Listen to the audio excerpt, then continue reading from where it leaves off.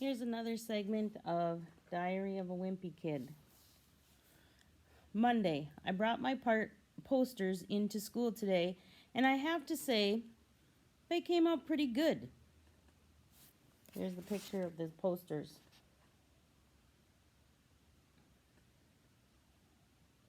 Do you want Marty, what's his name, Porter? Yeah, Marty Porter to be your treasurer? Hey, you're dropping all of your money, you fool. And then the second one says, remember in second grade how Marty Porter had head lice? Itch, itch. Do you really want him touching your money? Those are the posters that he made. Okay.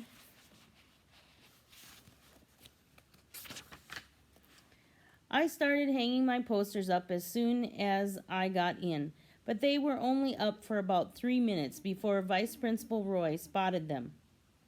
Mr. Roy said, you weren't allowed to write fabrications about the other candidates, so I told Mr. Ray that the thing about the head lice was true, and how it practically closed down the whole school when it happened.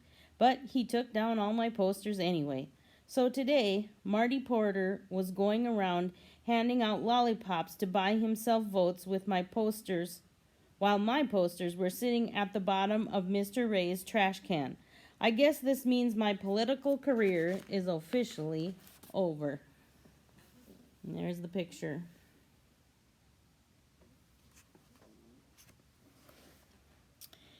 October, Monday. Well, it's finally October, and there are only 30 days left until Halloween. Halloween is my favorite holiday. Even though Mom says I'm getting too old to go trick-or-treating anymore. Halloween is Dad's favorite holiday too, but for a different reason. On Halloween night, while all the other parents are handing out candy, Dad is hiding in the bushes with a big trash can full of water, and if any teenagers pass by our driveway, he drenches them. Here you see the picture. Yeah! And he throws the water at them.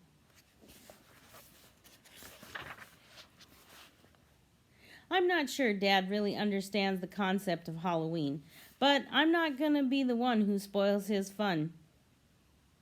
Trick or treat. You see right up here. Tonight was the opening night of the Crossland High School haunted house, and I got Mom to agree to take me and Rowley. Rowley showed up at my house wearing his Halloween costume from last year. When I called him earlier, I told him to just wear regular clothes, but of course, he didn't listen. There you see him. I tried not to let it bother me too much, though. I've never been allowed to go to the Crossland haunted house before, and I wasn't going to let Rowley ruin it for me. Roderick has told me all about it, and I've been looking forward to this for about 3 years. Anyway, when we got to the entrance, I started having second thoughts about going in. Good evening. You see what that... Can you see why you might have second thoughts? It looks like the head is talking. And it's just a head. But Mom seemed like she was in a hurry to get this over with, and she moved us along. Once we were through the gate, it was one scare after another. There were vampires jumping out at you, and people without heads, and all sorts of crazy stuff. But the worst part was this area called Chainsaw Alley. There was this big guy with a hockey mask, and he had a real chainsaw. Roderick told me the chainsaw was has a rubber blade, but I wasn't taking any chances. Here they show him chasing him. Right when it looked like the chainsaw guy was going to catch us, Mom stepped in and bailed us out. That's not nice. I'm sorry, ma'am. So she hollered at the guy. There they are. Mom made the chainsaw guy show us where the exit was, and that was the end of our haunted house experience right there. I guess it was a little embarrassing when Mom did that, but I'm willing to let it go this one time. Saturday. The Crossland Haunted House really got me thinking.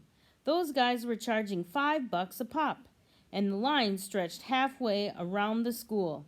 I decided to make a haunted house of my own. Actually, I had to bring Raleigh in on the deal because Mom wouldn't let me convert our first floor into a full-out haunted mansion.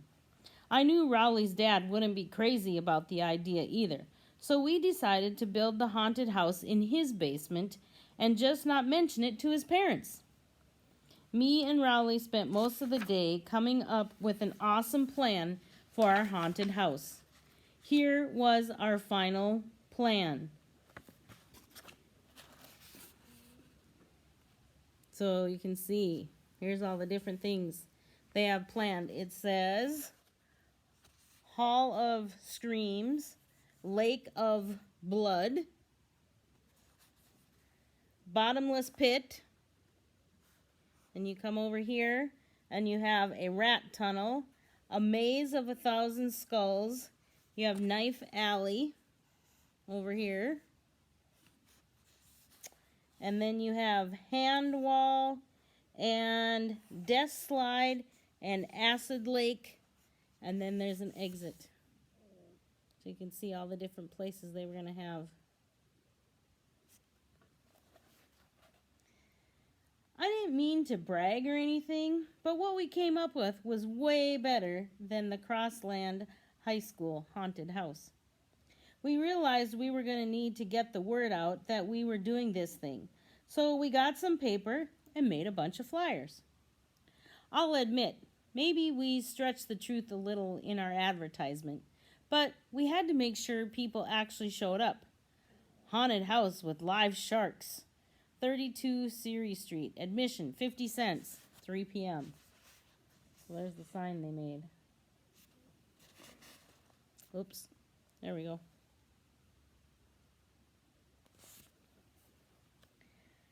By the time we finished putting the flyers up around the neighborhood and got back to Raleigh's basement, it was already 2:30, and we hadn't even started putting the actual haunted house together yet. So we had to cut some corners from our original plan.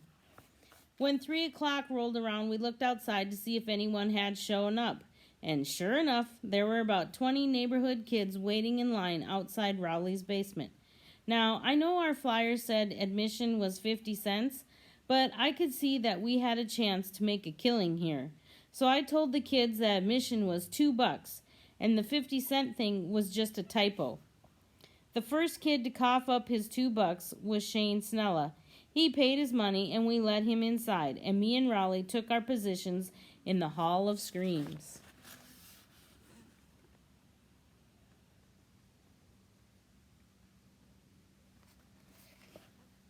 The Hall of Screams was basically a bed with me and Raleigh on either side of it. Rah! Squeal! Rah! I guess maybe we made the Hall of Screams a little too scary, because halfway through, Shane curled up on a ball underneath the bed. We tried to get him to crawl out from under there, but he wouldn't budge. So there he is, under the bed. I started thinking about all the money we were losing with this kid clogging up the Hall of Screams, and I knew we had to get him out of there quick. Eventually, Raleigh's dad came downstairs. At first, I was happy to see him because I thought he would help us drag Shane out from under the bed and get our haunted house cranking again. But Raleigh's dad wasn't really in a helpful mood. Raleigh's dad wanted to know what we were doing and why Shane Snella was curled up under the bed.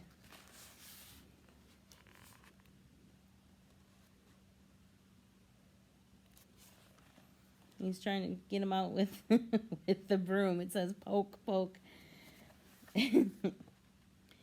We told him that the basement was a haunted house and that Shane Snella actually paid for us to do this to him. But Raleigh's dad didn't believe us. I admit that if you looked around, it didn't really look like a haunted house. All we had time to put together was the Hall of Screams and the Lake of Blood, which was just Raleigh's old baby pool filled with a half bottle of ketchup in it. I tried to show Rowley's dad our original plan to prove that we were really running a legitimate operation, but he still didn't seem convinced. And to make a long story short, that was the end of our haunted house. The good news is, since Rowley's dad didn't believe us, he didn't make us refund Shane's money. So at least we cleared $2 today.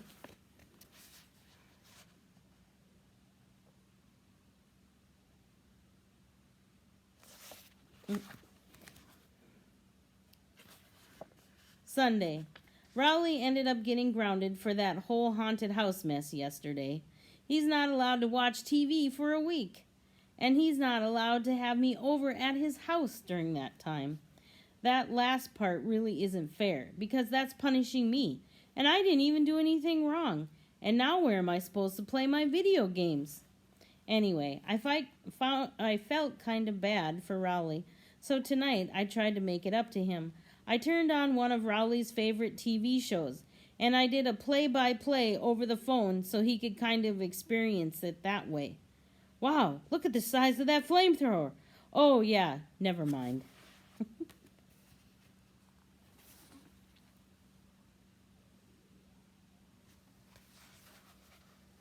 I did my best to keep up with what was going on the screen, but to be honest with you, I'm not sure if Rowley was getting the full effect. I bet this part's gonna be funny. Whoop, ha ha, I was right, it was funny.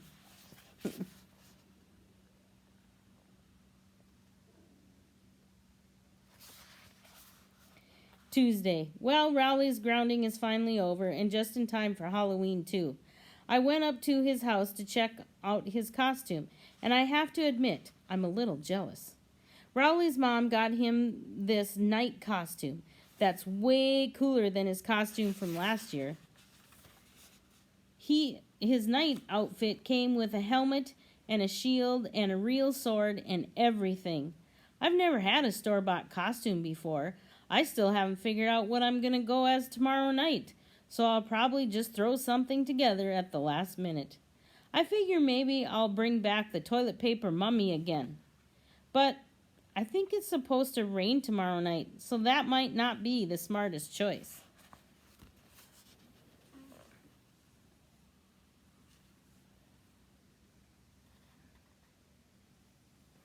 I think I'm with him on the whole mummy thing. That could be bad if it's raining. In the past few years, the grown-ups in my neighborhood have been getting cranky about my lame costumes. And I'm starting to think it's actually having an effect on the amount of candy I'm bringing in. What are you supposed to be? A cowboy? Double baseball hats. He made a cowboy outfit out of 2 baseball hats, back to back. Good one. But I don't really have time to put together a good costume because I'm in charge of planning out the best route for me and Rowley to take tomorrow night. This year, I've come up with a plan that'll get us at least twice the candy we scored last year. Halloween. About an hour before we were supposed to start trick-or-treating, I still didn't have a costume. At that point, I was seriously thinking about going as a cowboy for the 2nd year in a row. But then Mom knocked at my door and handed me a pirate costume with an eye patch and a hook and everything. Rowley showed up around 6:30 wearing his night costume, but it didn't look anything like it looked yesterday. Rowley's mom made all these safety improvements to it, and you couldn't even tell what he was supposed to be anymore.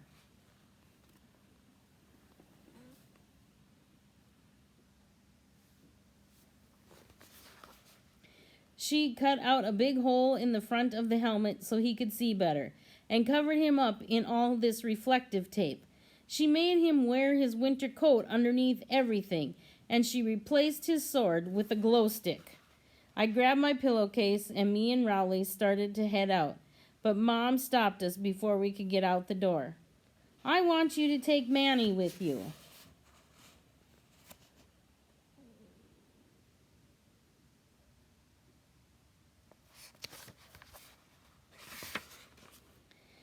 Man, I should have known there was a catch when Mom gave me that costume. I told Mom there was no way we were taking Manny with us because we were going to hit 152 houses in 3 hours. And plus, we were going to be on Snake Road, which is way too dangerous for a little kid like Manny. I should never have mentioned that last part, because the next thing I knew, Mom was telling Dad he had to go along with us to make sure we didn't step foot outside our neighborhood. Dad tried to squirm out of it, but once Mom makes up her mind, there's no way you can change it. And she slams the door.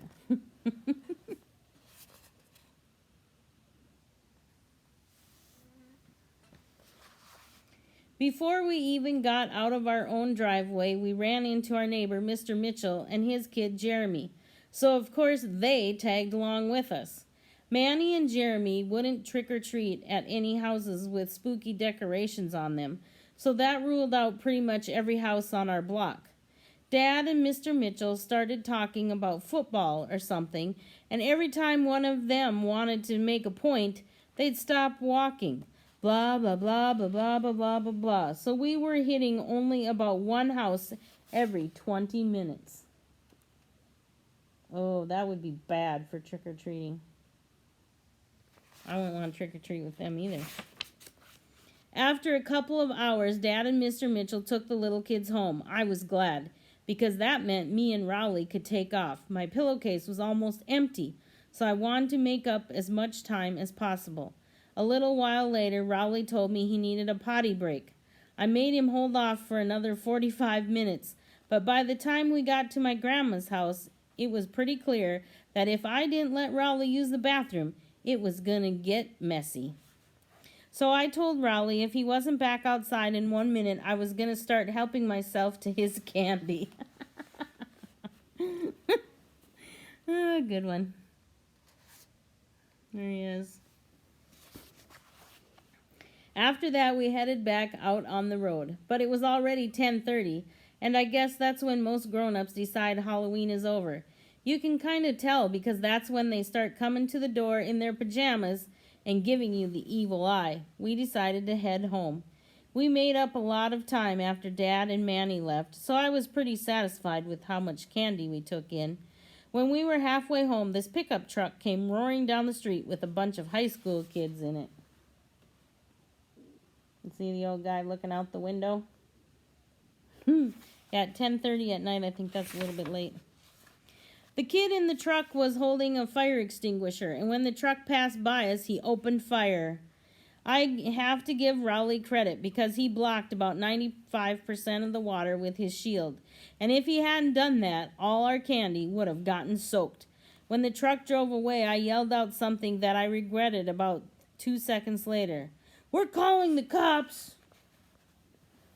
So here's the kids shooting him with the fire extinguisher. And here he is saying he's going to call the cops. The driver slammed on the brakes and he turned his truck around. Me and Rowley started running, but those guys were right on our heels. The only place I could think of that was safe was Grandma's house. So we cut through a couple backyards to get there. Grandma was in bed already, but I knew she keeps a key under the mat on her front porch. Once we got inside, I looked out the window to see if those guys had followed us, and sure enough, they did. I tried to trick them into leaving, but they wouldn't budge. Well, I guess now that we're safe in our own house, you can't get us.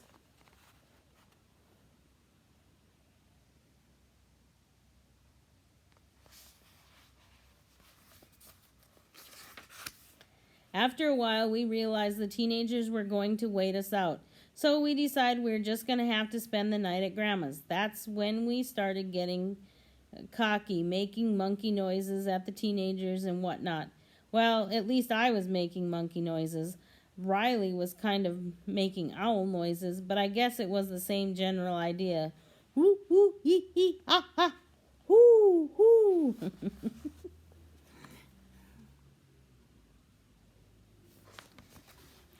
I called Mom to tell her we were going to crash at Grandma's for the night, but Mom sounded really mad on the phone. She said it was a school night and that we had to get home right that instant. So that meant we were going to have to make a run for it. I looked out the window and this time I didn't see the truck, but I knew those guys were hiding somewhere and were just trying to draw us out. So we snuck out the back door, hopped over Grandma's fence, and ran all the way to Snake Road. I figured our chances were better there because there aren't any street lights. Snake Road is scary enough on its own without having a truckload of teenagers hunting you down. Every time we saw a car coming, we dove into the bushes. It must have taken us a half hour to go 100 yards.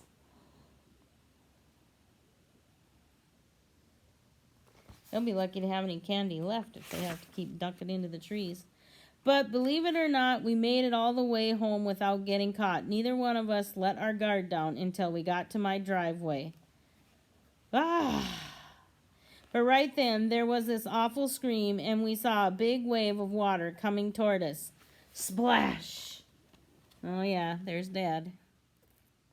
There they are. Here they are getting splashed. Man, I forgot all about Dad, and we totally paid the price for it. When me and Rowley got inside, we laid out all our candy on the kitchen table. The only things we could salvage were a couple of mints that were wrapped in cellophane, and the toothbrushes Dr. Garrison gave us. I think next Halloween I'll just stay home and mooch some Butterfingers from the bowl Mom keeps on top of the refrigerator. Dad's laughing.